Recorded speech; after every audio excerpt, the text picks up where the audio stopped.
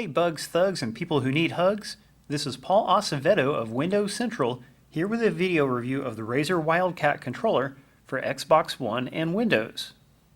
When you open the box here, you won't find any packing materials. You'll simply find the Wildcat's carrying case. Pretty cool way to package your product. Opening it up, here we find the controller itself. You've got a pocket with the micro USB cable up here, and then a little packet of accessories. So taking that out, here is your nice braided micro USB cable. It does have a little proprietary end here, but it is a braided cable, so it's unlikely to break on you, and let's try not to lose it. Opening up the accessory pack, we have some things we can drop out of it. These are the rubber palm grips. We'll be installing them in this video. Then you have this tiny little packet. Inside you have this small screwdriver and 2 rubber analog stick caps. Here's the Razer Wildcat in its basic glory before we put on the analog stick covers and the palm grips. Instead of paddles like the Xbox One Elite controller, this just has 2 extra triggers and then these 2 buttons up here. These triggers are removable, and we're going to show that on camera real quick before we apply the hand grips. To take them off, you need the hex screwdriver. Each trigger has a screw holding it in place. And I have to say, these are not very pleasant to remove. I've already loosened this one, but it's just really hard to get the screwdriver in there and get it to stay in place while you're loosening the screw. Compared to the Elite controller, which has removable paddles, those paddles are so much easier to remove than these analog triggers. You're going to want to keep them either on or off. I don't think you'll be removing them and putting them back very often. Okay, I finally got it off. We can see that the screw is built right into it. So you cannot lose the screw, which is good. But the bad thing is there's a real danger of stripping these screws when removing or replacing the trigger. The screwdriver can very easily slip off and damage the screw a little bit as you're screwing it or unscrewing it. So I really wish that they had found another solution for removing these other than screws, or at least they had chosen an easier type of screw to use than a hex screw of this tiny size. Over here with the trigger removed, you can see the part that it attaches to. And here's the button that it's actually pushing when you squeeze it. So when you squeeze these down, they're not analog triggers, they're just regular triggers. But that is fine because you're using them to replace face buttons and things like that. And once you have the trigger off, you are supposed to push it in, and now the M4 button is locked, so it won't get in your way while you're holding the controller. When you're ready to replace the trigger, pull it, it pops out, you can screw it back in there. And the trigger just fits right back in. Then I simply have to screw it in. Now we are going to try installing those rubber palm grips. The card gives you instructions. It says to clean it, then peel the adhesive grip off and stick it in place. That's right, these grips are adhesive, so once you put them on, they are staying on. Also notice that one has part of the Razer logo on it.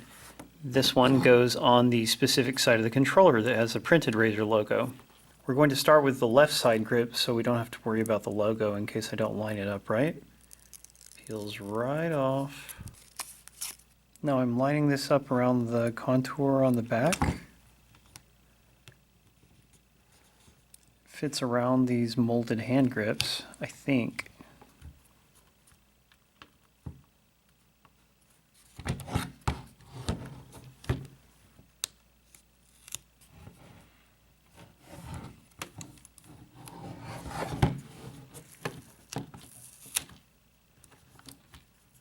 Well, I got that one on there, but it looks a little rough.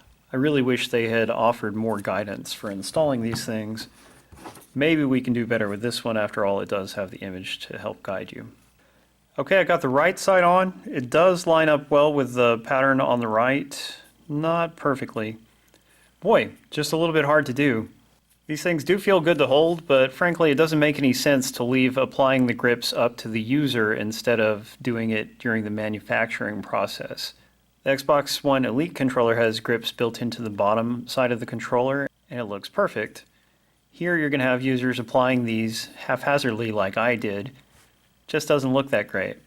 And that's to say nothing of the fact that the large green sections actually look a little bit gaudy when contrasted with the black.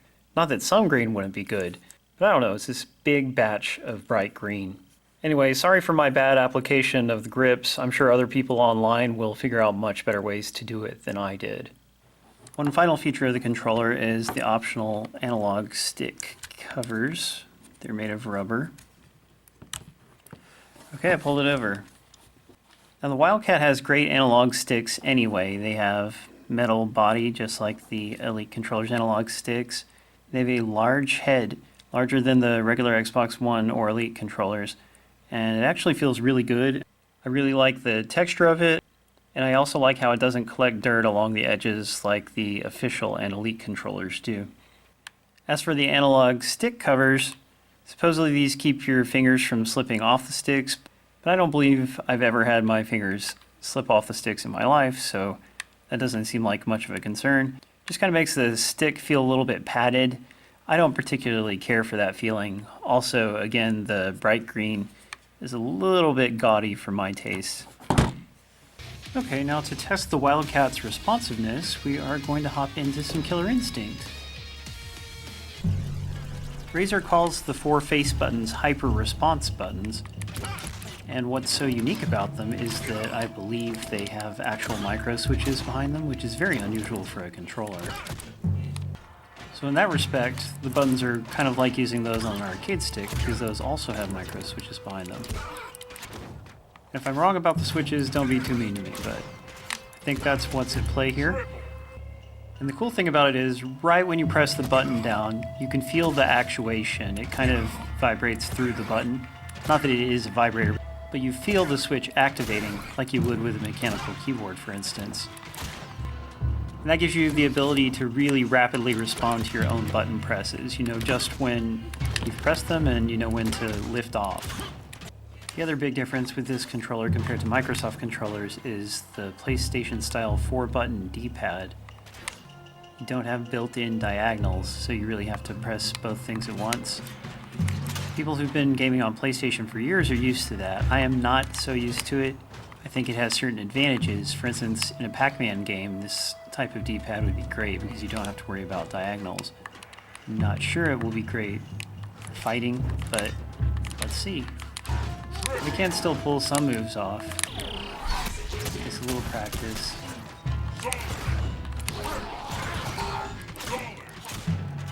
And again, this is not really a disadvantage.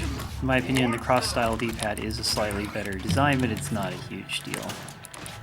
Also, you've got some quality bumper buttons up here. They're pretty easy to use.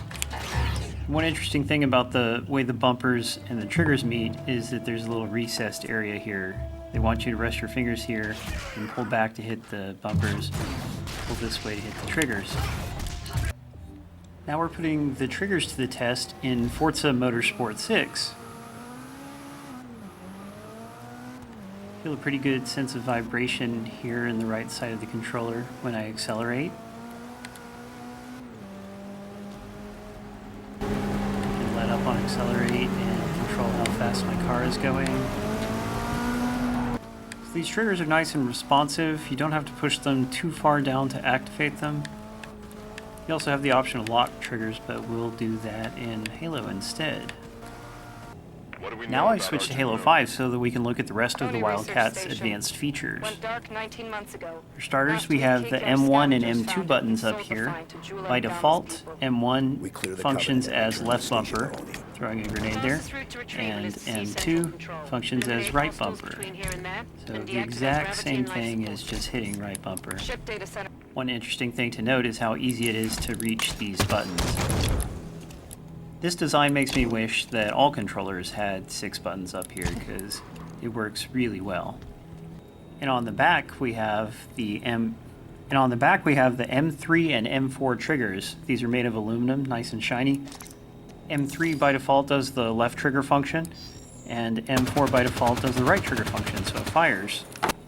In case you want to fire with your middle finger instead of your trigger finger. Also, I should point out, The angled shape here of the grip really funnels your middle finger straight to the rear trigger buttons. So that is a great design on Razer's part. Now let's look down here at this control panel.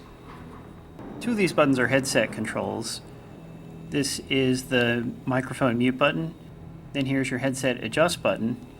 If you hold the headset adjust button, you can use up and down to adjust the master volume of the headset. Okay. Then if you hold the button and press left, you can increase game audio. Hold it and press right to increase chat audio. But the two buttons we're really concerned with are the reprogram button and the profile button. The Wildcat has a default profile and two customizable profiles. Pressing the profile button once lights up this green light. That switches you to profile 1. Press it again, you're switching to profile 2. Press it again, goes back to 1. If you want to go back to the default profile, you have to press and hold it for 3 seconds. There we go. Now the purpose of the profile button is to allow you to customize what the 4 special buttons do.